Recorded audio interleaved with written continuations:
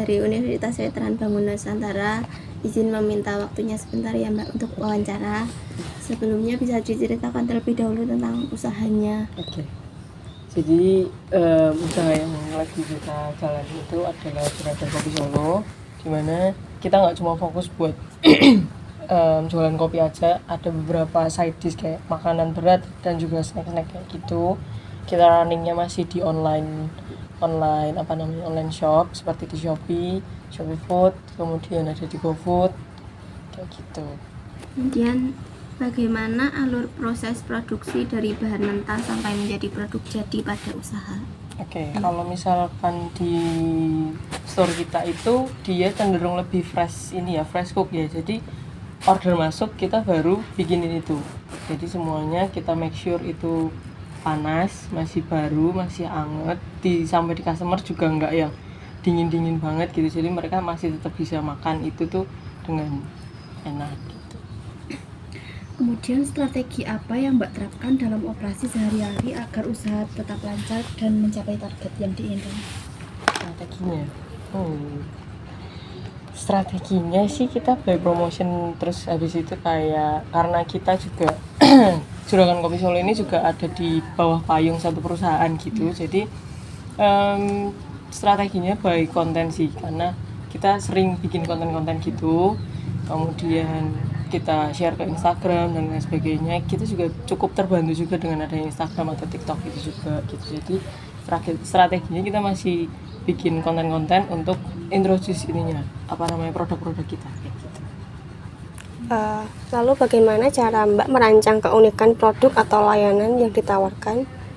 Lalu apa nilai tambah yang diberikan kepada pelanggan? Oke, kalau itu kita sebenarnya kita ada kayak ini ya. Setiap order itu kita ada kayak thank you card kecil kayak gitu. Di situ tuh kayak kita kasih tulisan-tulisan kayak tulisan motivasi, terus habis itu kayak kita kasih appreciation kayak terima kasih udah order di kita. Kemudian nanti ada reward nih, misalkan karena kita masih base-nya online kayak gitu, kita juga butuh rate kan di online shopnya. Jadi kita kasih kayak misalkan kamu mau ngasih bintang 5 ke pesanan kamu yang sekarang, kamu bisa dapet atau bisa claim snack di next order kayak gitu. Kita pakainya itu biasanya. Baik, selanjutnya jelaskan langkah-langkah apa saja yang Mbak lakukan untuk memastikan kualitas produk tetap terjaga dan tidak mengecewakan pembeli.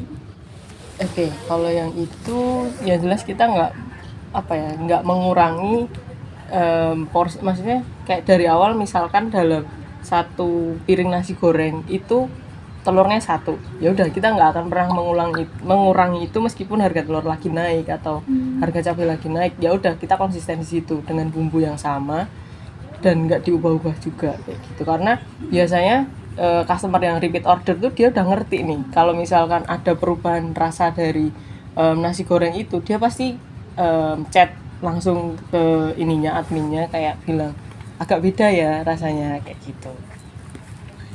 Ya, untuk kalau proses produksi atau pada pelayanan itu kan pakai alat-alat apa aja ya Pak ya, mungkin kalau di usaha Mbak, di usaha kopi, atau mungkin ada mesin atau ada apa gitu yang kalau proses produksi, kalau kopi jelas kita ada brew mesinnya, tapi kita masih pakai yang otomatis, belum yang manual green kayak gitu. Kita masih yang otomatis kecil segini itu. Kemudian ada capsuler karena kita ada beberapa side beverage side ini juga minuman-minuman lain selain kopi juga kayak gitu. Kemudian ya alat-alat masak pada umumnya aja sih gitu. Baik, cara Mbak memantau stok barang agar jumlah selalu pas, tidak berlebihan, dan stok yang mubazir dan tidak kekurangan saat ada pesanan. Itu cara Mbak menanggapinya gimana? Oke, kalau yang itu biasanya aku belanja 2 hari sekali gitu. Jadi aku sesuaiin dulu, misalkan dalam 1 hari aku bisa dapat order 10 order. Itu kan beda-beda, nggak semuanya sama kayak gitu-gitu. Jadi misalkan dalam 1 hari 5 order itu isinya nasi semua, berarti aku harus masak nasinya itu sekitar let's say kayak 2 cups kayak gitu, itu udah cukup berarti besok aku pakainya segitu dulu. Kalau misalkan nanti ada tambahan lagi, oh berarti nanti coba aku tambahin setengah cups lagi kayak gitu. Kalau biar nggak mubazir, ya itu tadi kita meminimalisir belanja yang terlalu berlebihan itu sih mas.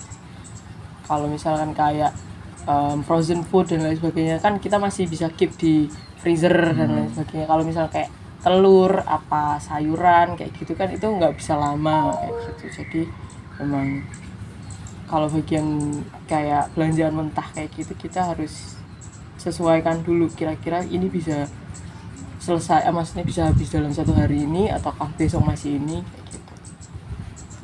Lalu bagaimana Mbak mengawasi jalannya produksi agar bahan bakunya tidak berlebihan tapi tidak pernah kekurangan? Kita ada ininya sih, ada takarannya. Setiap porsi yang kita serve ke orang tersebut ada takarannya. Misalkan tadi kayak nasi goreng, ya udah takarannya telur 1.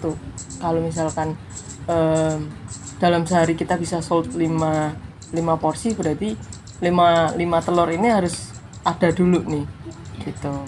Kemudian kalau misalkan kita ada mau frozen dan lain sebagainya, itu kan bisa dihitung kayak misalkan dalam 1 platter snack kayak gitu kita ada isinya 4 nugget kayak gitu. Kita udah ada apa namanya takarannya sendiri-sendiri sih gitu. Jadi bisa diminimalisir untuk terlalu berlebih atau kekurangan gitu. Mungkin lain kalau misalkan ada lonjakan ini ya order gitu, misalkan dalam 1 hari bisa kayak 20 order kan kita nggak expect dengan itu semua gitu kan. Tapi kalau misalkan untuk in daily kayak gitu biasanya dari 10 sampai 15 order sih gitu. Jadi udah ketahuan harus seberapa takaran yang harus di ini gitu. Baik, terima kasih ya Mbak atas waktunya.